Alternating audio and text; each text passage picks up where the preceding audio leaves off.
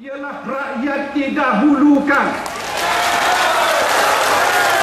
Rakyat di Bagan Pinang khususnya mesti didahulukan. Mana yang rakyat nak, itulah yang kita akan bagi. Saya tak umum lagi.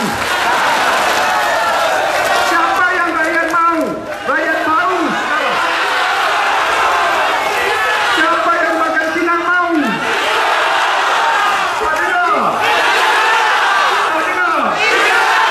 Okey, Tan Sri Isa.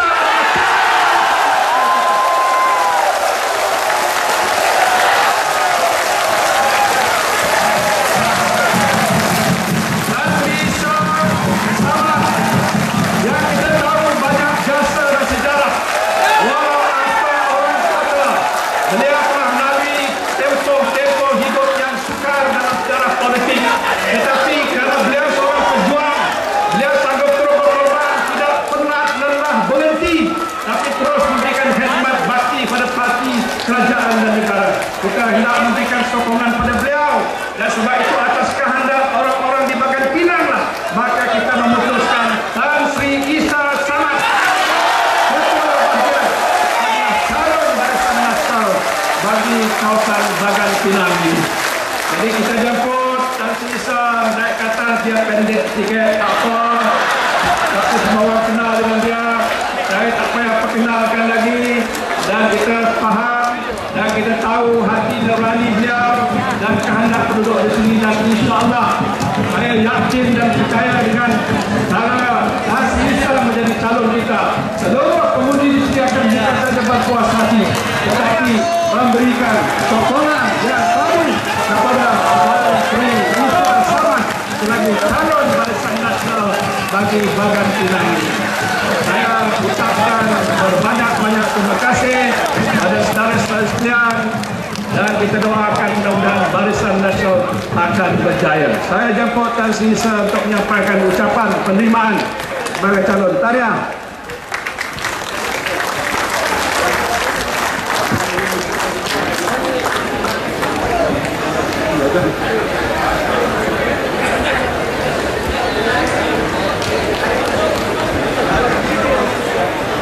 Assalamualaikum warahmatullahi wabarakatuh. Yang berhormat Tan Sri Muhyiddin, Pemimpin Barisan Nasional, tuan-tuan dan puan sekalian, saya lafazkan rasa syukur dan terima kasih kerana diberi peluang untuk bertanding di Bagan Pinang. Jadi rupa-rupanya ISA ini masih diperlukan.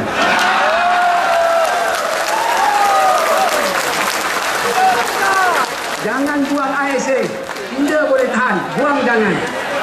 Kerana itu saya ucap terima kasih insya-Allah kepada penduduk Bagan Pinang. Saya ingin memberi pengakuan bahawa insya-Allah tuan-tuan pilihlah saya sebagai wakil tuan-tuan. Saya akan jalankan tugas dengan baik seperti mana yang saya buat hampir 30 tahun yang lalu. Malah saya kira dengan pimpinan yang baru ini, semangat saya dah melonjak pula. Cukup kuat semangat naik. Tambah pula kita orang bujangan, alamak. Itu orang luarnya. Jadi insya-Allah saya percaya kita akan hadapi semua. Kerana masa ini saya percaya tentu banyak isu akan dicipta oleh para pembangkang. Seperti saya kata, kalau letak calon di Bagan Pinang ni, Batang Pinang itu pun ada hal. Itu pembangkang. Yang namun demikian saya percaya kita akan hadapi. InsyaAllah sekali lagi saya beri pengakuan kepada Timbalan Presiden dan Yang Berhormat Presiden yang dah sampai. InsyaAllah kita di Bagan Pinang dengan sokongan daripada Yang Berhormat Menteri Besar Negeri Sembilan serta pimpinan negara dan pemimpin-pemimpin komponen Barisan Nasional di seluruh peringkat, insya-Allah kita pertahankan kursi ini, kita tambahkan majoriti, kita beri kejayaan yang cukup cemerlang kepada Barisan Nasional. Dengan itu saya ucap sekali lagi terima kasih, dan saya dengan sukacita menyatakan saya menerimalah pencalonan sebagai calon Barisan Nasional N31 Bagan Pinang.